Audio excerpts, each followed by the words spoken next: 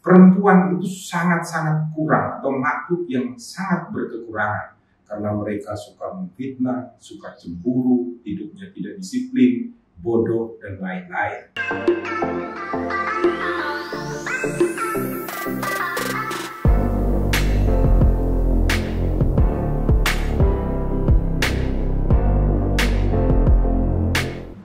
Salam Pancasila dan salam penegakan hukum. Ada kata-kata bijak Yunani yang cukup menarik. Berbuat kesalahan adalah hal biasa bagi manusia, tetapi hanya orang tidak waras yang selalu melakukan kesalahan, berulang kali maksudnya.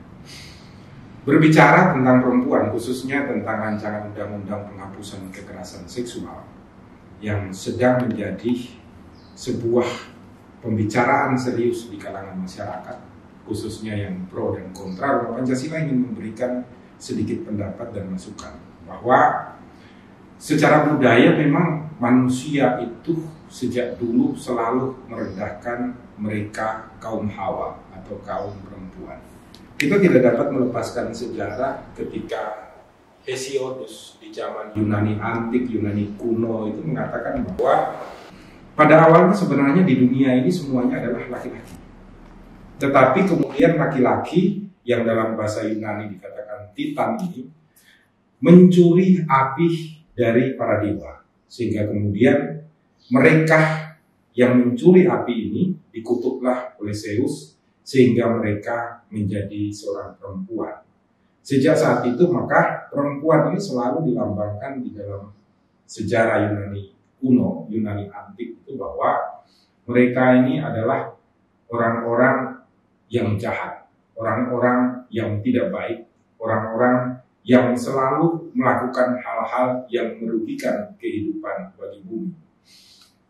Hal ini juga diamini oleh seorang filsuf di zaman itu, yaitu Plato, yang juga mengatakan bahwa sebenarnya dunia ini terdiri hanya dari kaum laki-laki.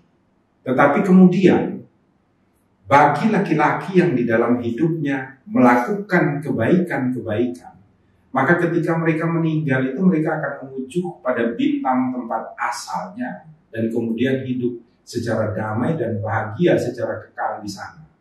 Tetapi bagi laki-laki yang di dalam hidupnya melakukan kejahatan-kejahatan, mereka ketika meninggal mereka akan berubah atau menjelma menjadi perempuan. Teori ini kemudian ditindaklanjuti oleh filsuf yang terkenal juga, yaitu Aristoteles, dengan teori Yunani yang namanya adalah natur, di mana dikatakan bahwa sebenarnya perempuan ini adalah laki-laki yang lahir secara tidak lengkap. Immanuel Kant pun mengatakan demikian, bahwa perempuan ini adalah kaum yang tidak mengerti tentang prinsip-prinsip di dalam kehidupan. Bahkan Rousseau secara tegas mengatakan bahwa perempuan harus selalu tunduk kepada laki-laki berdasarkan hukum alam. Dalam agama-agama besar yang kita anut pun, agama Kristen, Islam, dan lain-lain, itu juga merendahkan martabat perempuan. Dengan cara apa? Dengan cara di mana kalau kita baca di dalam kitab-kitab suci selalu menceritakan bahwa perempuan itu lahir dari tulang rusuk seorang laki-laki. Kemudian ada juga kalimat yang mengatakan bahwa seorang perempuan wajib tunduk kepada laki-laki. Ada juga kalimat di dalam kitab suci yang mengatakan ketika seorang perempuan menjadi dewasa, maka dia wajib untuk tunduk kepada seorang laki-laki. Bahkan agama Konghucu sendiri mengatakan bahwa perempuan itu sangat-sangat kurang atau makhluk yang sangat berkekurangan karena mereka suka memfitnah, suka cemburu, hidupnya tidak disiplin, bodoh, dan lain-lain. Di dalam praktik kehidupan pun di beberapa negara, kalau kita lihat di Cina, itu masih terjadi pemasungan terhadap perempuan. Di beberapa negara di Asia, ketika lahir bayi perempuan dibunuh. Di beberapa negara di Arab, itu justru perempuan dilarang untuk melakukan hal-hal yang sebenarnya juga bisa mereka lakukan, seperti menyetir mobil, keluar dari rumah, menjadi pilot, atau menjadi lain sebagainya. Sekalipun saat ini sudah ada pembaruan. Di beberapa negara Afrika itu justru terjadi pelecehan-pelecehan terhadap para perempuan. Dengan cara apa? Merusak alat-alat vital. Inilah kemudian bagaimana kaum feminis legal theory itu berupaya untuk mengembalikan citra perempuan bahwa kedudukannya setara dengan laki-laki.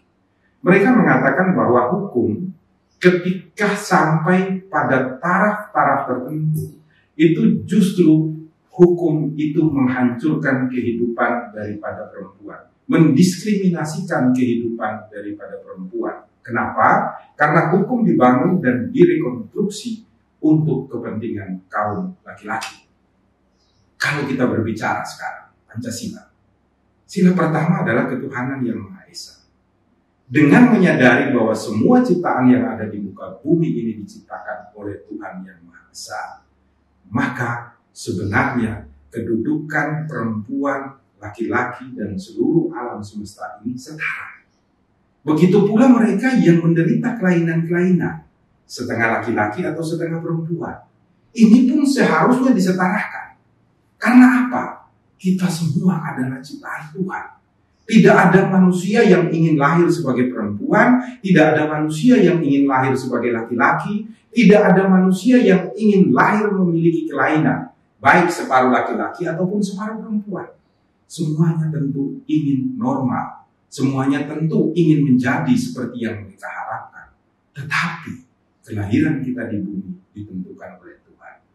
Maka dari sinilah pemerintah berangkat ingin membangun sebuah rancangan undang-undang untuk melakukan penghapusan kekerasan seksual. Di dalam RUU PKS dikatakan secara tegas di dalam konsiderannya, khususnya huruf C, itu dikatakan bahwa kedudukan daripada laki-laki selalu melemahkan perempuan. Maka undang-undang ini dibuat dalam rangka untuk mensetarakan perempuan yang selalu dianiaya secara seksual oleh laki-laki. Pertanyaannya, apakah undang-undang ini baik? Saya ingin mengatakan begini. Di dalam undang-undang ini ada istilah yang namanya restitusi, yaitu penggantian kerugian material dan imaterial dari si pelaku kejahatan seksual terhadap korbannya berdasarkan putusan pengadilan sesuai dengan kerugian yang dialami oleh korban. Saya tidak setuju dengan adanya peraturan seperti ini. Kenapa? Karena ini kita merendahkan martabat perempuan. Seolah-olah seorang perempuan itu hanya dihargai dengan imbalan penggantian materi dan imaterial terhadap dirinya. Menurut saya, ini tidak sesuai dengan Pancasila, yang mana Pancasila moralnya adalah cara kita bertuhan, merawat, menghargai, dan melindungi seluruh ciptaan Tuhan. Yang kedua, di dalam peraturan perundang-undangan ini juga mengatakan bahwa nantinya akan dibentuk unit-unit kepolisian khusus, unit-unit kejaksaan khusus, dan unit-unit hakim khusus untuk menangani perkara penghapusan kekerasan seksual. Menurut pendapat saya, ini adalah pemborosan. Kebutuhan kehidupan daripada manusia itu ya yang harus dipenuhi oleh negara dengan membuat peraturannya, sehingga kesejahteraan yang diimpikan oleh Pancasila dapat diwujudkan kepada seluruh masyarakat Indonesia. Dengan membuat unit-unit khusus secara otomatis akan menyediakan sarana, prasarana, baik sumber daya manusianya maupun sumber-sumber daya lainnya, yang kemudian terjadi pemborosan biaya, di mana padahal masih banyak masyarakat yang belum sejahtera. Yang ketiga, kalau kita ingin menghapus kekerasan seksual, maka penghapusannya bukan dengan cara membuat peraturan perundang-undangan yang kemudian mengatur tentang penggantian materi dan imaterial dan kemudian memberikan hukuman kepada pelaku kejahatan. Bukan seperti itu. Tetapi harusnya kita mempelajari kenapa di Indonesia masih sering terjadi kekerasan seksual terhadap perempuan, terhadap anak-anak, dan terhadap manusia-manusia di Indonesia. Pertama yang saya sampaikan, kalau Anda berkunjung di seluruh wilayah Indonesia, Anda akan melihat masih ada jutaan orang 3 kepala keluarga hidup dalam satu rumah, yang mana rumahnya hanya 1 kamar. Anda bisa bayangkan ketika para orang tua ini malam dini hari, mereka ingin melaksanakan hasrat hidupnya, hasrat seksualnya. Mereka biasanya mencari cara, dikira anaknya sudah tidur, mereka melakukan hubungan yang memang sudah dikodratkan Tuhan kepada mereka.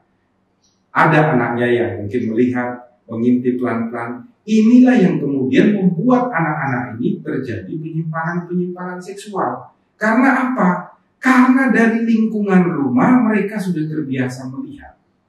Seharusnya negara, kita semua, kemudian merubah ini terlebih dahulu. Kita bersama-sama membuat apa? Kita bersama-sama membuat aturan perundang-undangan agar semua orang itu dapat memiliki rumah yang layak, tempat tinggal yang layak, sehingga mereka dapat melakukan segala kebutuhan hidupnya sesuai dengan kodratnya masing-masing dalam lingkup yang bersifat privat. Oleh karena itu anak-anak mereka tidak akan lagi bisa melihatnya. Yang kedua, masih banyak sekali orang yang kekurangan di dalam pendapatan kehidupan mereka karena lapangan pekerjaan yang sangat kecil. Mau tidak mau, yang dilakukan adalah menjual diri mereka. Ketika sudah tidak ada lagi lapangan kerja, ketika sudah tidak ada lagi perhatian dari kita, perhatian dari negara, perhatian dari pemerintah, maka kalau ingin menghapus kekerasan seksual, termasuk bagaimana ada orang-orang yang menjual perempuan atau perempuan yang menjual dirinya, maka yang dilakukan adalah bukanlah lapangan pekerjaan. Sehingga para perempuan ini mampu untuk melakukan pekerjaan yang halal sama seperti laki-laki. Ini yang harus kita lakukan.